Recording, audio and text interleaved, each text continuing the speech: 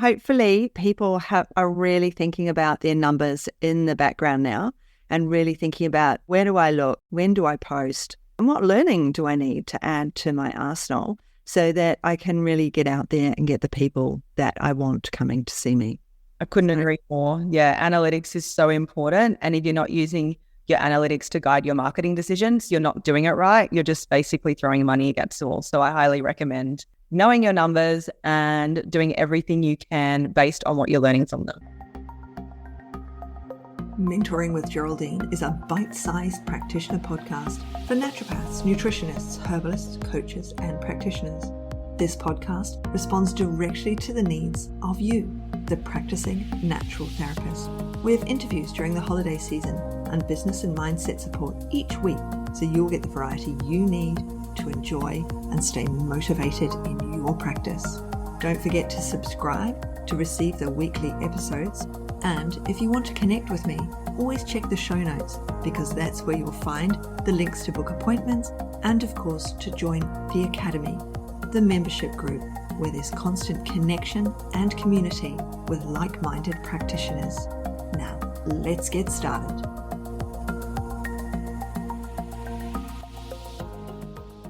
Hello, everyone, and welcome. Now, it's so exciting. I have got Nicki S from the Digital Exchange with us today. Now, what are we talking about at the moment are our numbers. Numbers come in all forms, and we need to know all our forms of numbers. We need to know the money coming in. We need to know what's in the bank. We need to know what to expect. We need to have a good money mindset.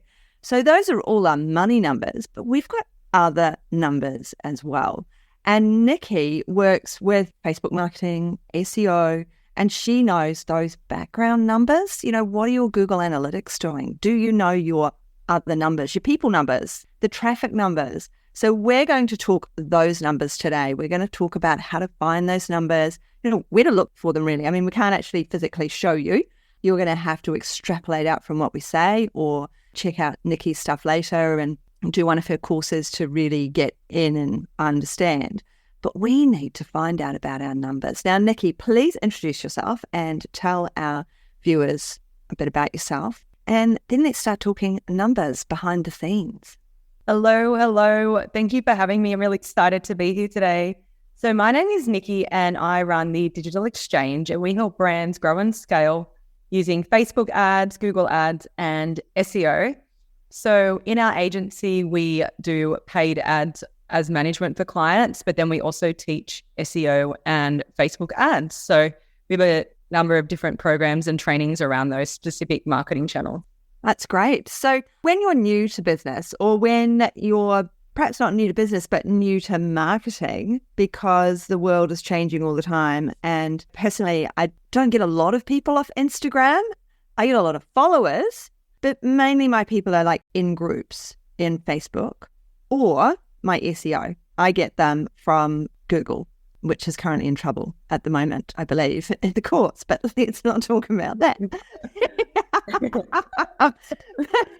But getting those numbers and finding those, I mean, what are we aiming for when we put out perhaps our very first advert on either Google or in Facebook? What are we looking for numbers-wise, you know, in that very first advert, in that very first scary moment to put up that $5 to put out that first advert?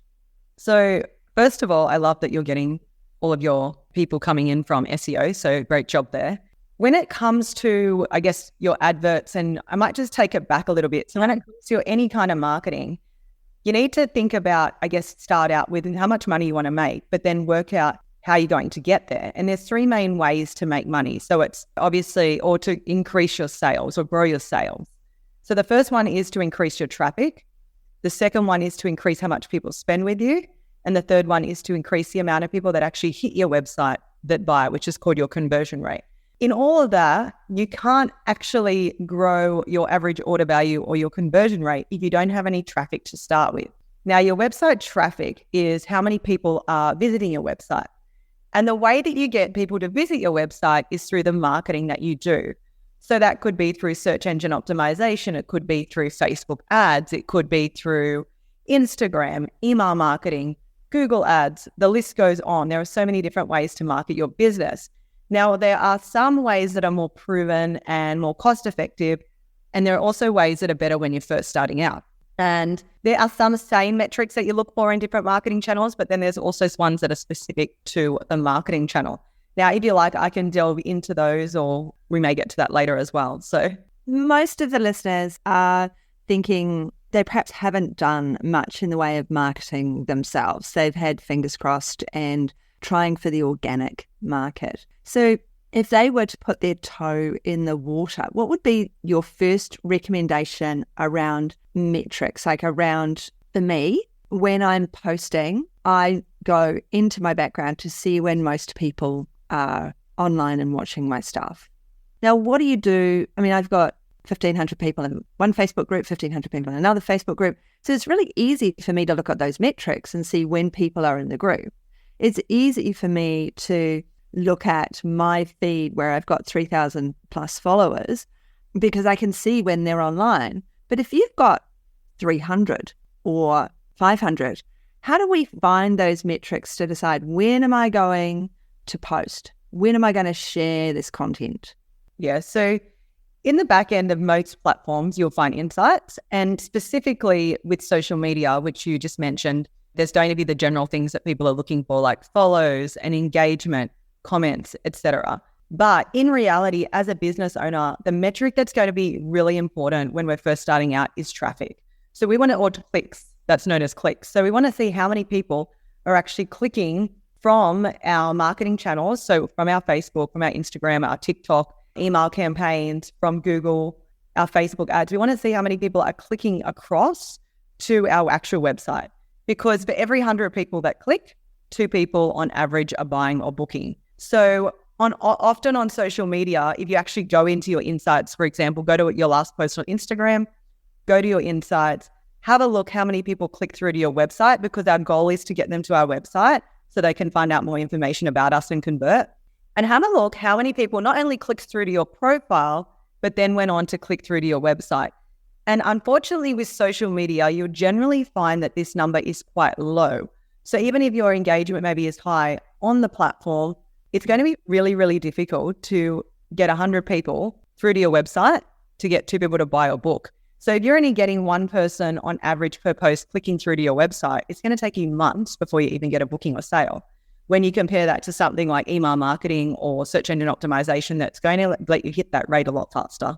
Yeah, that's really, really good point. So, I mean, I've got lots of Google reviews, 30 5-star Google reviews. So that is going to mean that I'm quite high in the metrics.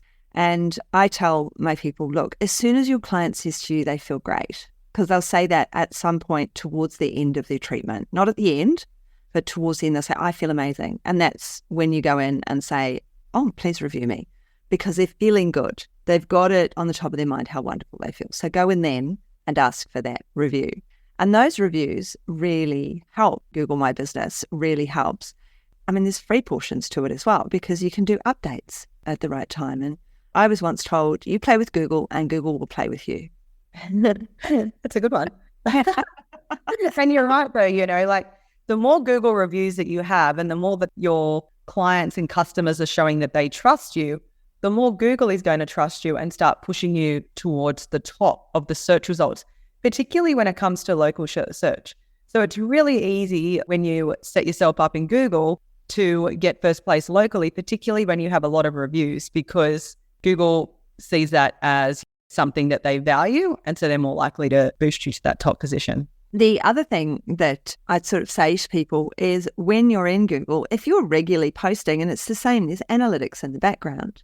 And then once you start to analyze those analytics and see when people are there, people tend to Google or Bing or whatever their problem.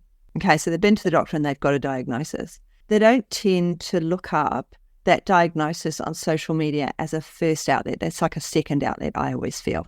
Yeah.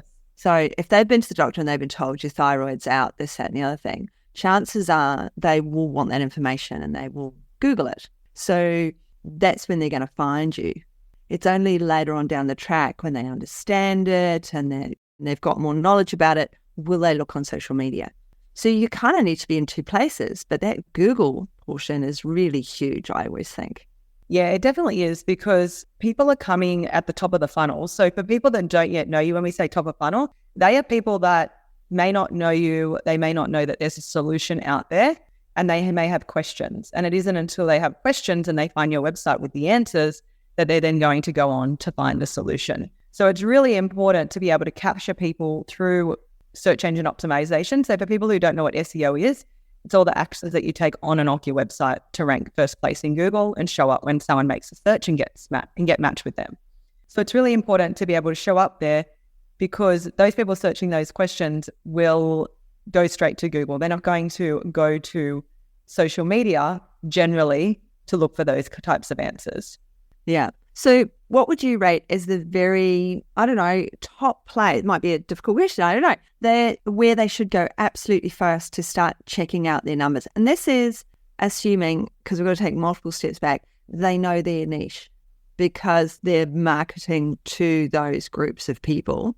So where do you think they should, or perhaps it should be something that should be connected to their website or something? What is it that is your top, or what you say to people? Oh, have you not got that?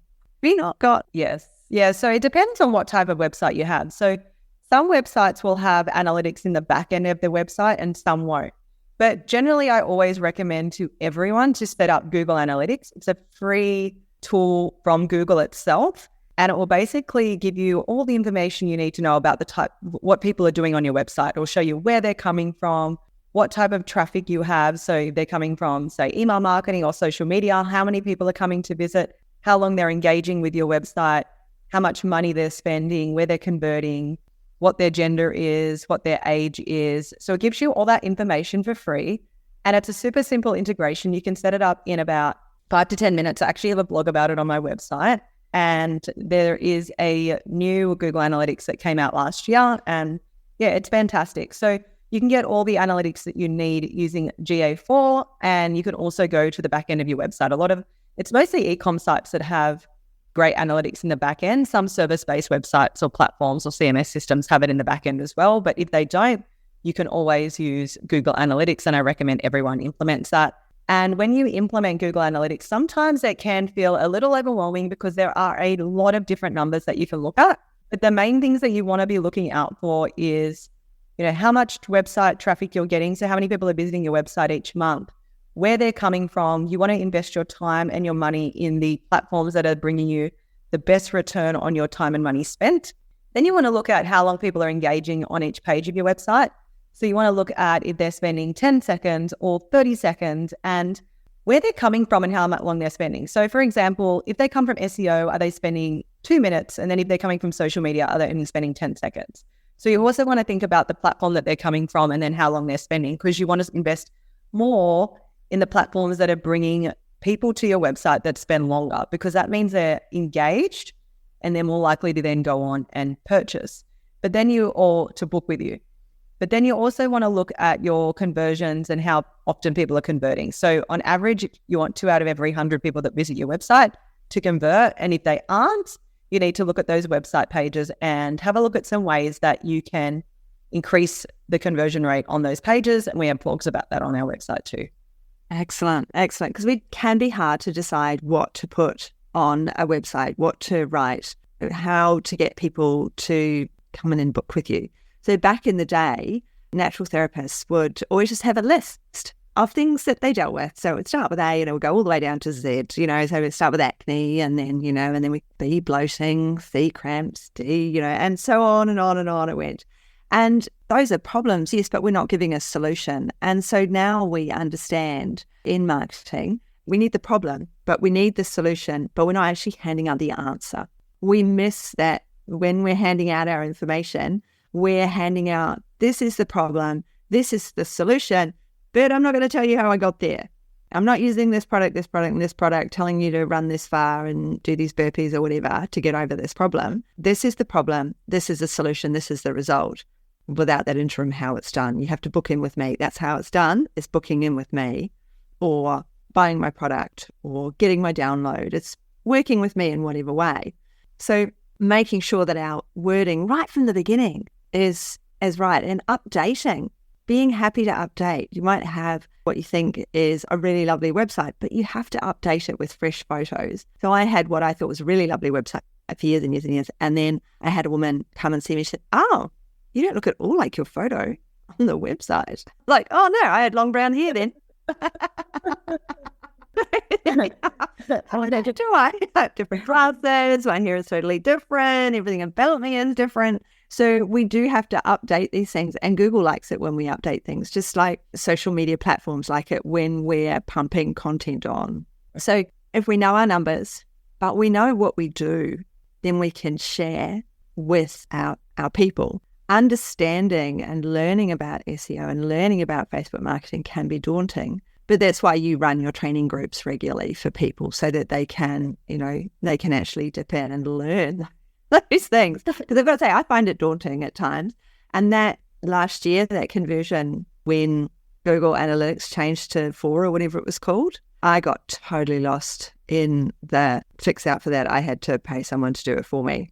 I just head down on the desk going, this has just gone on too long for me now. It's like, you have to go and do this now. Now you have to go and do this. And now you have to go and do this. And I was like, it can be so daunting with this new software, and it's time bound as well. And a lot of the time, it's not as confusing as it seems, and it isn't, but it just is that there's so many different things that you can do in those platforms that make it more confusing. But if you know the main areas just to kind of focus on and narrow down on, and go in there, like every time you go in there just with one action step, as opposed to being like, oh my gosh, there's all this data, what am I going to do with it? Then the intimidation of it becomes much lower.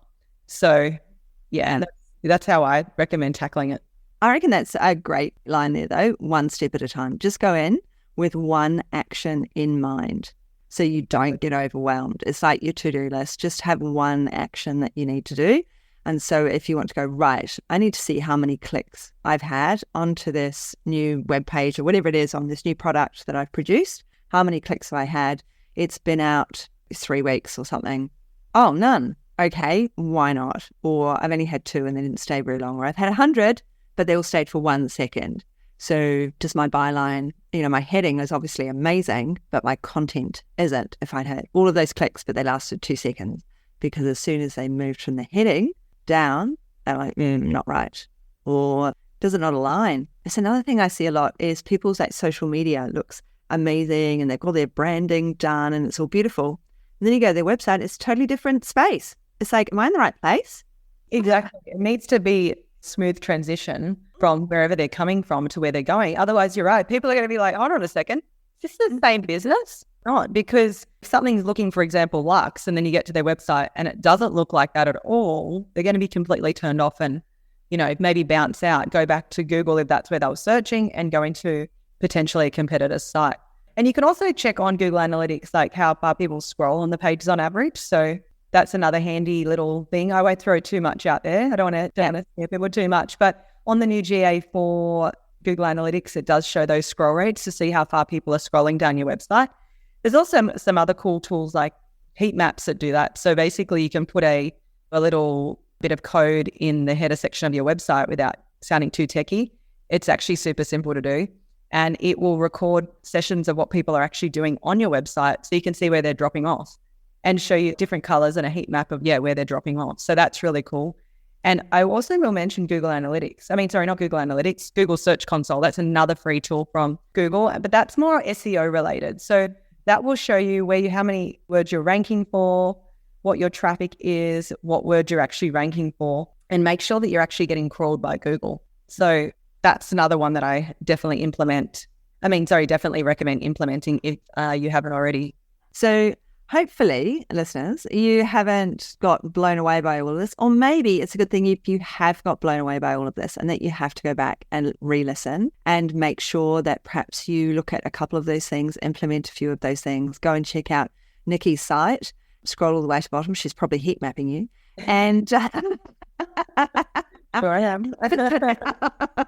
and then you can discover how to do the heat mapping yourself for your own content, because we need to learn from others. It's as simple as that. And I do think that there's a point where we have to be finding people outside of our industry to help us and support us, because Nicki understands natural therapy from the outside of you, which means she looks at it I have people writing metabolic health all the time. I mean, what does that really mean to an outsider? What does that mean? We have to have outsiders to look at it and go, that's not what somebody's going to understand. If we've got IBS written there, then that person has to have had that diagnosis to know what IBS is. Whereas they might still be at the very beginning and you need to have bloating and farting written there instead. So it's actually a really good idea to have, when we do these sorts of things, to have people like myself and Nicki who can look at it and go, your common man doesn't know what that is. And we need like you in the background to go, well, you could just be adding this and this. Go and do it. If you do the course, it'll be go and do it. If they take you on as an agency, then you do it for them. But it means that it's all set up and it's all running and you get those numbers. That's what this is all about. It's about numbers. Yeah, it's really important to see where people are dropping off. Yeah. So as I was saying before, you kind of look at your traffic, your engagement, and then your conversion rates. And it's like, if you're getting the traffic, but you aren't getting the engagement, then you know your website needs to be fixed. Or if you're getting the engagement and people aren't converting, then you know there's conversion factors that need to be fixed, such as you need to have a shipping policy, or you need to have a service-based businesses, you need to have a privacy policy. You need to have those trust factors on your website that people would get if they were coming in to see you personally. They need to feel those same things on your website in order to get across the line. Absolutely. I think we will leave it there. Hopefully people are really thinking about their numbers in the background now and really thinking about where do I look, when do I post, and what learning do I need to add to my arsenal so that I can really get out there and get the people that I want coming to see me. I couldn't agree more. Yeah, analytics is so important. And if you're not using your analytics to guide your marketing decisions, you're not doing it right. You're just basically throwing money against the wall. So I highly recommend knowing your numbers and doing everything you can based on what you're learning from them. So the link to check out Nicki's stuff is obviously below the conversation. So thank you so much, Nicki, for coming and talking to us and being part of everything that goes on here at Mentoring with Geraldine. And we look forward to catching up with you soon. Thank you so much for having me. Thanks so much for joining me today. Don't forget to rate, review, and subscribe to the podcast for the weekly episodes.